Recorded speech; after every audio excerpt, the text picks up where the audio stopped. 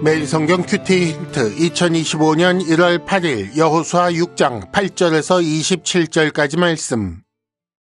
여호수아가 백성에게 이르기를 마침에 제사장 7은 양각나팔 7을 잡고 여호와 앞에서 나아가며 나팔을 불고 여호와의 언약궤는 그 뒤를 따르며 그 무장한 자들은 나팔 부는 제사장들 앞에서 행진하며 후군은 궤 뒤를 따르고 제사장들은 나팔을 불며 행진하더라. 여호수아가 백성에게 명령하여 이르되 너희는 외치지 말며 너희 음성을 들리게 하지 말며 너희 입에서 아무 말도 내지 말라. 그리하다가 내가 너희에게 명령하여 외치라 하는 날에 외칠지니라 하고 여호와의 궤가 그 성을 한 번 돌게 하고 그들이 진영으로 들어와서 진영에서 자니라. 또 여호수아가 아침에 일찍이 일어나니 제사장들이 여호와의 궤를 메고 제사장 7은 양각나팔 7을 잡고 여호와의 궤 앞에서 계속 행진하며 나팔을 불고 무장한 자들은 그 앞에 행진하며 후군은 여호와의 궤 뒤를 따르고 제사장들은 나팔을 불며 행진하니라. 그 둘째 날에도 그 성을 한 번 돌고 진영으로 돌아오니라. 엿새 동안을 이같이 행하니라. 7째 날 새벽에 그들이 일찍이 일어나서 전과 같은 방식으로 그 성을 7번 도니 그 성을 7번 돌기는 그날뿐이었더라.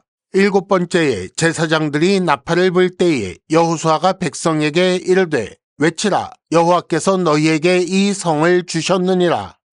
이 성과 그 가운데 있는 모든 것은 여호와께 온전히 바치되 기생 라합과 그 집에 동거하는 자는 모두 살려주라. 이는 우리가 보낸 사자들을 그가 숨겨주었음이니라. 너희는 온전히 바치고 그 바친 것 중에서 어떤 것이든지 취하여 너희가 이스라엘 진영으로 바치는 것이 되게 하여 고통을 당하게 되지 아니하도록 오직 너희는 그 바친 물건에 손대지 말라. 은금과 동철 기구들은 다 여호와께 구별될 것이니 그것을 여호와의 곳간에 드릴지니라 하니라. 이에 백성은 외치고 제사장들은 나팔을 불매 백성이 나팔 소리를 들을 때에 크게 소리질러 외치니 성벽이 무너져 내린지라. 백성이 각기 앞으로 나아가 그 성에 들어가서 그 성을 점령하고 그 성 안에 있는 모든 것을 온전히 바치되 남녀노소와 소와 양과 나귀를 칼날로 멸하니라. 여호수아가 그 땅을 정탐한 두 사람에게 이르되 그 기생의 집에 들어가서 너희가 그 여인에게 맹세한 대로 그와 그에게 속한 모든 것을 이끌어내라 하매 정탐한 젊은이들이 들어가서 라합과 그의 부모와 그의 형제와 그에게 속한 모든 것을 이끌어내고 또 그의 친족도 다 이끌어내어 그들을 이스라엘의 진영 밖에 두고 무리가 그 성과 그 가운데에 있는 모든 것을 불로 사르고 은금과 동철 기구는 여호와의 집 곳간에 두었더라. 여호수아가 기생 라합과 그의 아버지의 가족과 그에게 속한 모든 것을 살렸으므로 그가 오늘까지 이스라엘 중에 거주하였으니 이는 여호수아가 여리고를 정탐하려고 보낸 사자들을 숨겼음이었더라.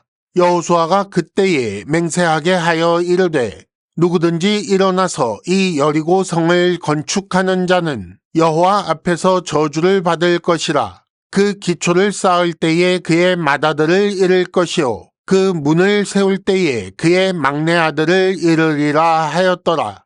여호와께서 여호수아와 함께 하시니 여호수아의 소문이 그 온 땅에 퍼지니라.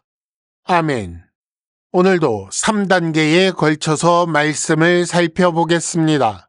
1단계 본문의 구조와 내용을 간단하게 정리하고 2단계 본문의 핵심 메시지를 읽어내고 3단계 본문의 핵심 메시지를 현재로 연결시켜 보겠습니다.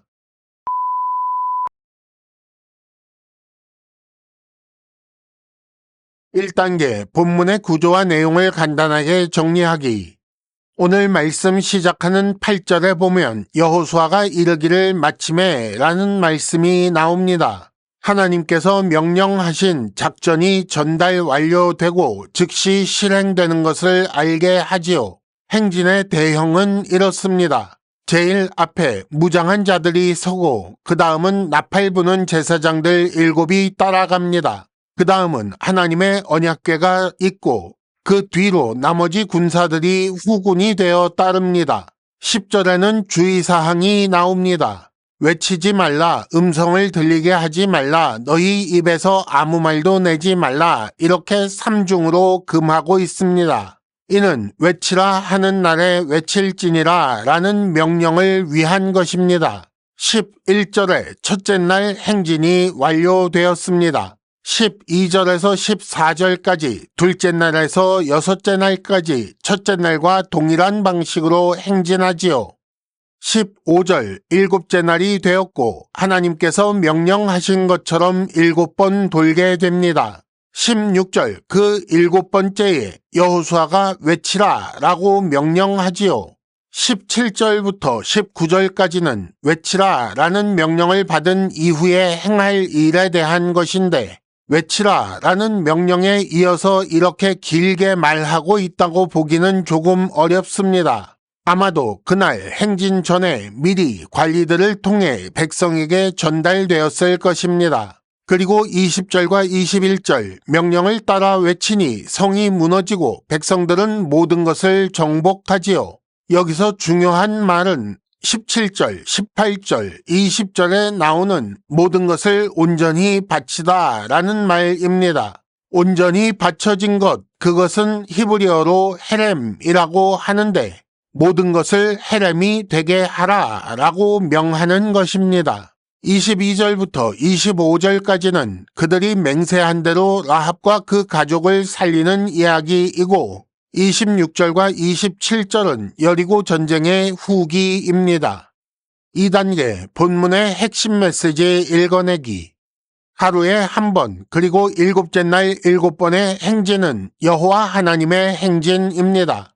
행렬의 중심에 여호와의 언약궤가 있고 여호와의 임재를 상징하는 나팔이 울려 퍼집니다. 출애굽기 19장 16절에 보면 여호와께서 시내산 꼭대기에 강림하셨을 때 나팔 소리가 매우 크게 들렸다고 나옵니다.